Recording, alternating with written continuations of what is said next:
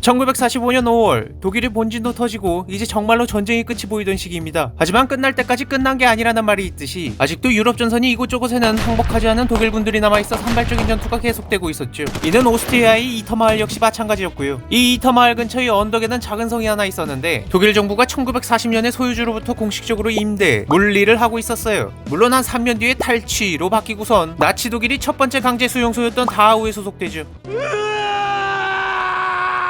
근데 뭐 어쨌거나 중요한 건 독일이 이 성을 감옥으로 개조하여 사용을 했다는 겁니다. 주요 네임드로는 테니스 선수 장 보로트라, 전 국무총리였던 에드와르 달라리에야 폴레노, 전 육군 총사령관이었던 막심 베이간과 모리스 가물랭, 샤를 드골의 누나였던 마리 아그네스 칼리아우 등이 있었죠. 물론 일반인도 다수 있긴 했지만 이들은 시설 유지 및 보수 등이 잡일에 사용하기 위해 다하우 수용소에서 빼내온 인원들이었어요. 이렇게 감옥에다 네임들을 수집하고 있던 이유는 혹시라도 협상을 할 만한 상황을 대비한 카드를 모아놓은 것이었어요. 근데 지금은 교섭이고 나발이고 독일이 그냥 처망해버려서 이 포로 코인 역시 마찬가지로 떡락해버린 상태였죠. 그렇게 승패는 이미 결정된 상황이었기에 이들을 풀어주던 그냥 하던 대로 관리만 하던 뭘 선택하던 별 상관이 없었을 텐데 강제 수용소를 관리하다 인성들의 문제가 생기신 건지 전부 죽이기라는 별 변태 같은 선택지를 골라보는 짓을 하기 시작합니다. 선택지 고르기 전에 세이브라도 하셨나보죠. 근데 여긴 불러오기가 없는데 어쩌나. 그러던 5월 3일 교도소의 자벽부로 일하던 즈보니미르 추치코비치란 인물이 이터성 교도소 사령관 세바스찬 위머데이 심부름으로 성을 나가게 됩니다. 타이밍 is right now임을 직감한 추치코비치는 연합군이 지원을 요청하는 내용이 영어로 쓰진 편지를 들고 베르글 마을로 향합니다. 하지만 베르글 마을은 여전히 독일군에 의해 점령이 되어 있었죠. 대신 추치코비치는 64km 떨어진 인스부르크를 향했어요. 그리고 그날 밤 늦게 도시 외곽에 있던 미군 제6군단 103보병사단 409연대 소속이 선발대와 마주치게 됩니다. 편지의 내용을 확인한 이들은 중무장을 한 뒤에 이터성으로 향했지만 절반쯤 왔을 때 웬 포격이 날라와 이동을 멈추게 됐는데 상부에서 제36사단 동쪽 구역을 침범했다는 혐의로 이들을 소환합니다.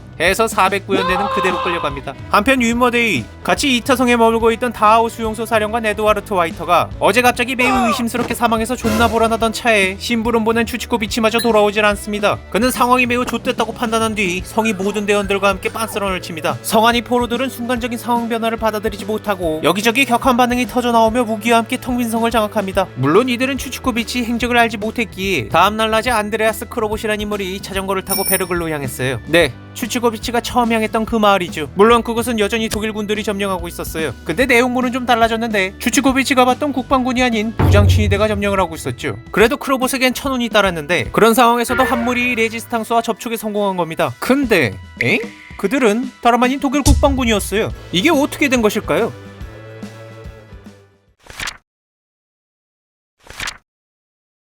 이들의 지휘관은 요제프 강글, 독일 국방군이 소령이었습니다. 근데 그는 자신이 속한 부대가 베르글에 주둔했을 때 오스트리아 저항군에게 접촉해 무기와 정보 등을 제공했습니다. 그는 이 마을의 주민들을 보호하고 싶었어요. 때문에 소령은 미군이 공격에 대비하기 위해 마을 다리를 부수고 길을 막으란 상관이 명령을 맡고 있었고 나아가 이터성의 포로들을 구출할 생각을 하고 있었죠. 근데 5월 3일에 미군 제12계급 사단이 공격을 하여 그가 속한 부대가 많은 피해를 입습니다. 상부에선 국방군을 철수시키고 무장친위대가 그 자리를 대신하란 명령을 내리죠. 그런데 도착한 무장친위대는 베르글을 돌아다니며 밖에 흰 깃발을 걸은 집에다 총을 쏘거나 안으로 들어가 남성 민간인들을 탈영병으로 간주한 다음에 총으로 즉결 처형을 하기 시작합니다. 이 모습에 강글 소령은 철수 명령에 불복종하고 자신을 따르는 열댓 명의 부하와 함께 베르글에 남아있던 겁니다. 크로봇이 이야기를 들은 강글은 마침 무장친위대의 이터성 공격이 임박했다는 정보도 알고 있었기에 이들을 돕기로 하죠. 하지만 자기를 믿고 따라온 부대원들은 소수인데다 그런 부하들을 가능성 없는 전투에 희생시킬 수 없었던 소령은 방법을 강구하게 돼요. 결국 자신이 백기를 들고 미군에 가서 도움을 요청할 생각을 하게 됩니다. 마침 그 시기에 존 C. 잭 리데이가 지휘하는 미군 제21군단 12기갑사단 23탱크대대 소속의 정찰부대가 점원 전차를 이끌고 쿠프슈타인 근처에 있었습니다. 그렇게 강걸 소령은 리데이를 만나 도움을 요청했고 이야기를 들은 데이는 주저하지 않고 구조 임무를 자청해 본부의 허가를 받고 이터성으로 출발했습니다. 도중에 36사단이 지원군도 합류를 하여 이터성 근처에 도착하게 되죠. 근데 문제가 발생합니다. 가는 길목에서 웬 다리 하나를 건너야 했는데 너무나도 조악한 다리로 인해 결국 리데이는 지원군을 다 돌려보내야 했고 셔먼 탱크 한 대와 미군 14명, 본인과 강글 소령, 그리고 전직 독일 국방군 10명을 태운 트럭 한 대만으로 다시 출발을 합니다. 중간에 포위망을 형성하려던 무장친위대들을 격파한 뒤 이터성에 도착해 포로들과 만나게 되죠. 근데 이 포로들을 통솔하던 사람이 무장친위대입니다. 이건 또 어떻게 된 일일까요? 이 인물은 바로 커트 지그프리드 슈레더, 무장친위대 소속 대위였어요. 그는 전쟁터에서 큰 부상을 당해 가족들이 있는 이터마을이 군병원에서 요양을 하다 결국 5월 2일에 더 이상 전투 인원에 적합하지 않다는 판정을 받게 되었어요. 근데 그날 윈머데이가 그에게 전화를 해서 도망가고 싶다 보다 하소연을 했는데 다음날이 되니까 정말로 빤스런을 쳤더래요. 근데 이 소식을 들은 마을 주민들이 슈레더에게 성의 죄수를 돌봐달라 부탁합니다. 해서 그렇게 성으로 향했는데 안에는 거의 모든 프랑스인들이 모여 있었고 포로들 중 그와 친분이 있던 사람들이 그에게 독일 장교로서 미군이 도착할 때까지 자신들이 신변을 돌봐달라 부탁한 거죠. 그 역시 독일군이 이 성을 공격할 가능성이 높다는 것을 알았지만 자신이 협상의 역할을 할 수도 있을 거란 생각이 들어 이를 수락하고 그들을 통솔하고 있었죠. 이후 강글 소령이 오스트리아 저항군 지도자 알로이스 마이어에게도 지원을 요청하여 오스트리아 저항군들과 다른 독일 국방군 출신 2명도 추가로 이 터성에 합류를 합니다. 이로써 미 육군, 독일 국방군, 무장친위대, 프랑스 포로, 오스트리아 저항군까지 국적도 진영도 달랐던 이들이 힘을 합친 연합군이 탄생하게 됩니다.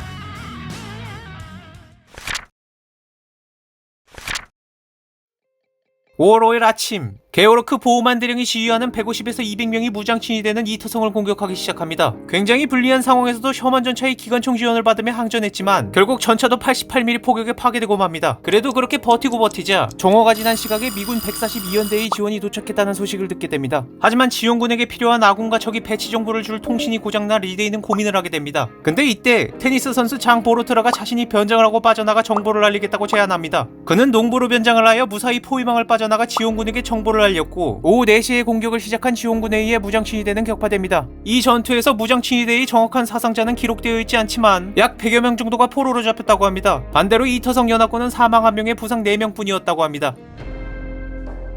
프랑스 포로들은 그날 저녁에 프랑스로 출발해서 5월 10일 파리에 도착합니다. 리데이는 이 전투의 공로로 훈장을 받게 되죠.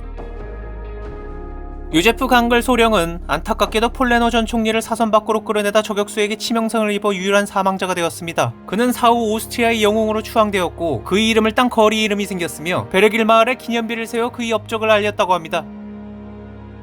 2차 대전이 가장 이상하고 기묘한 전투이자 2차 대전 유럽 전선이 공식적인 마지막 전투이며 최후의 공성전으로 불리는 이터성 전투는 이렇게 막을 내립니다. 참고로 요제프 강글 소령과 커트 지그프리드 슈레더 대위는 둘 다 전쟁 범죄를 일으킨 적이 없는 사람들이었다고 합니다.